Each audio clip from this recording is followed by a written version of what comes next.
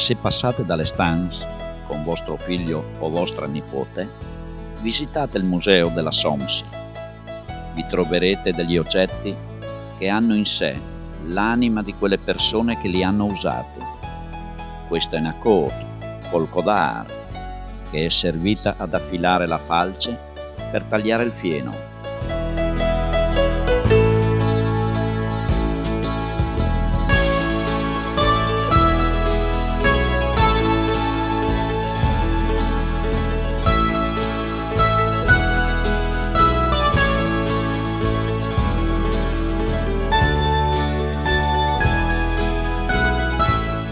Quel fieno, che fatto essiccare al sole, veniva portato a spalla nel fienile per essere usato come alimento per le mucche, fonte di sostentamento per la maggior parte delle famiglie contadine.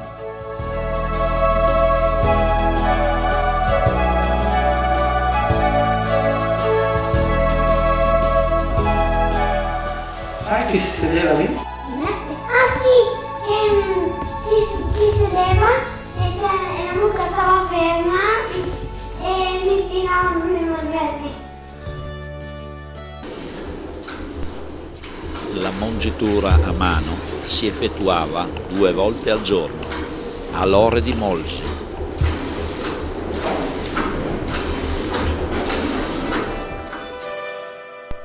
Al mattino si scremava il latte munto la sera prima, ottenendo la panna per fare il burro.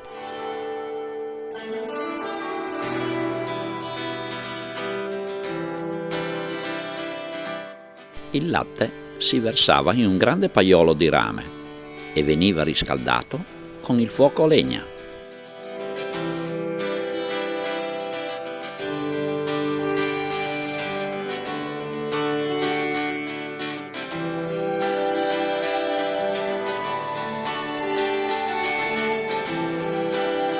La panna si sbatteva a mano fino al formarsi del burro, le sponde.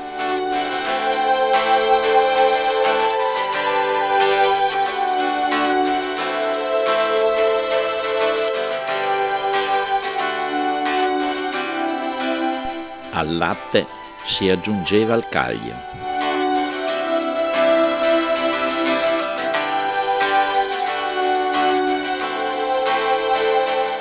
Ottenendo così la cagliata.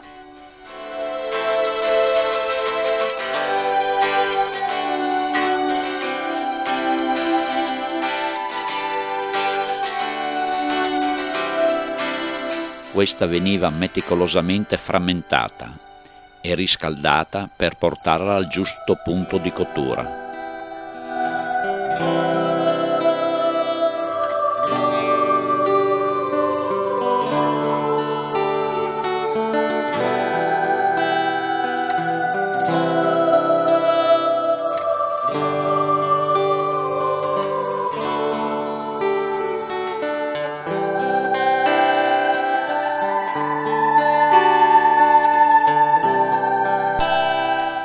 Il formaggio era raccolto dal paiolo e messo nel talc per farlo scolare dal siero.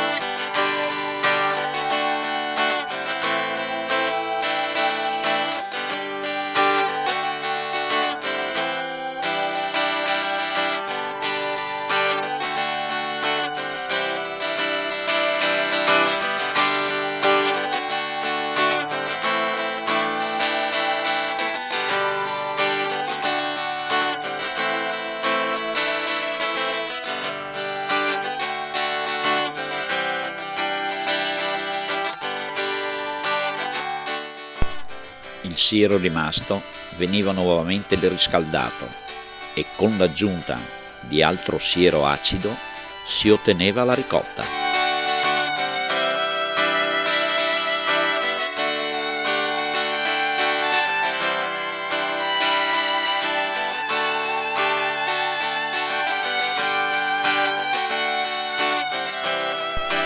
Con una schiumarola la si depositava in sacchetti e veniva fatta sgocciolare.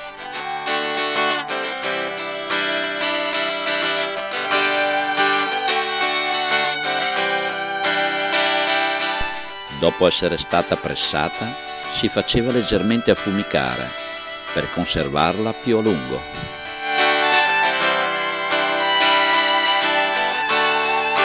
Il formaggio veniva ulteriormente ristretto nello stanfo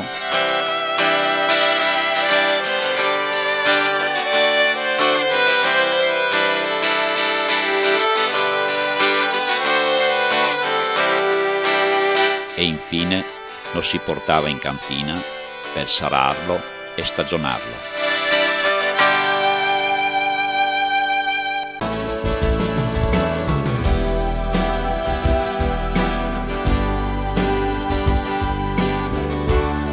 Verso la fine del 1800 nacquero le prime latterie giornali.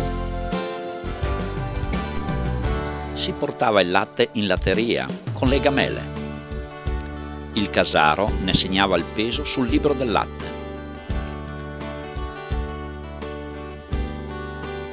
Nella latteria si trovava una grande chiarderie in rame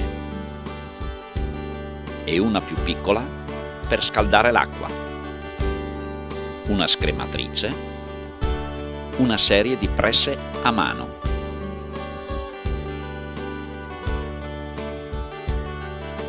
Una zangola per la produzione del burro.